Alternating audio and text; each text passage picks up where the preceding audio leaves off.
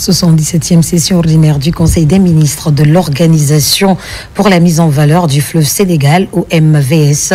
La rencontre est présidée par le Premier ministre. Cette cérémonie qui se tiendra du 30 au 31 janvier 2025 vise à présenter le rapport global des activités issues des réunions préparatoires des experts tenues les 27, 28 et 29 janvier 2025 à Dikamara.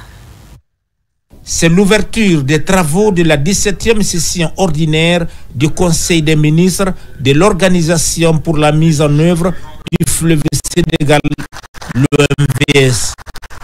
La session aborde déjà des sujets techniques liés à la coopération régionale de développement durable dans le bassin du fleuve Sénégal.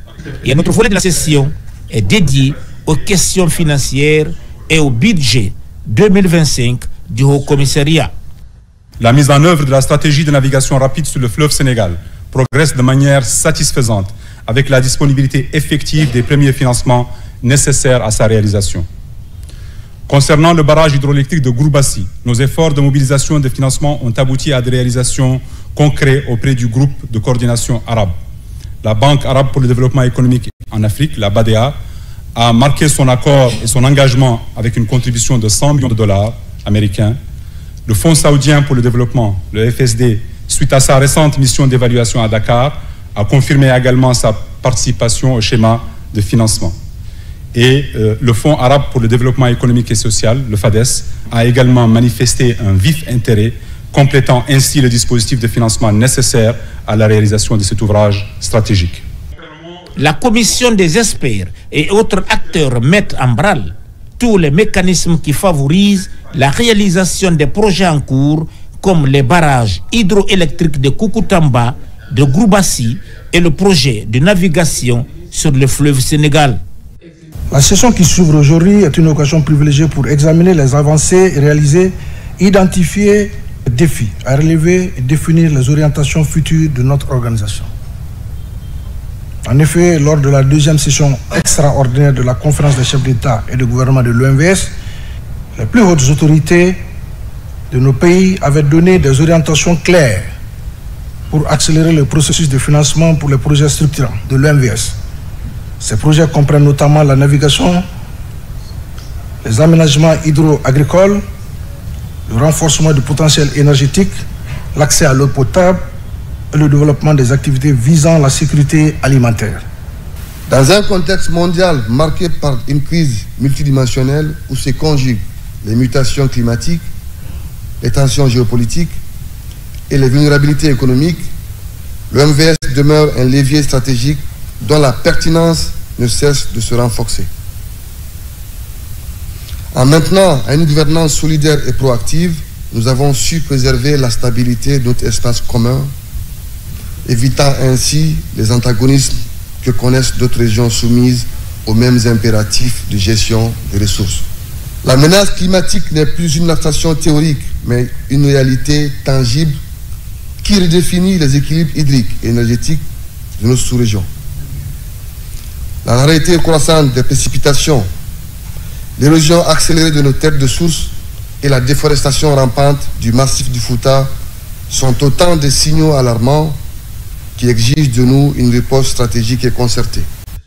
Pour le Premier ministre chef du gouvernement, cette organisation contribue efficacement à promouvoir le développement socio-économique de nos pays.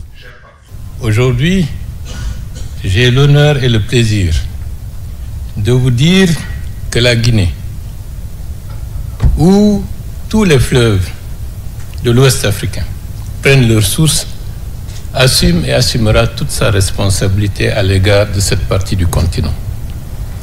Les fleuves, l'eau constituent les vecteurs essentiels du rapprochement et d'une commune histoire et de culture entre des populations depuis des siècles et des siècles.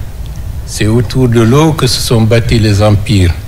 C'est autour de l'eau que nous bâtirons l'avenir. Et c'est la raison pour laquelle la question du barrage de Koukountamba est une priorité pour la République de Guinée.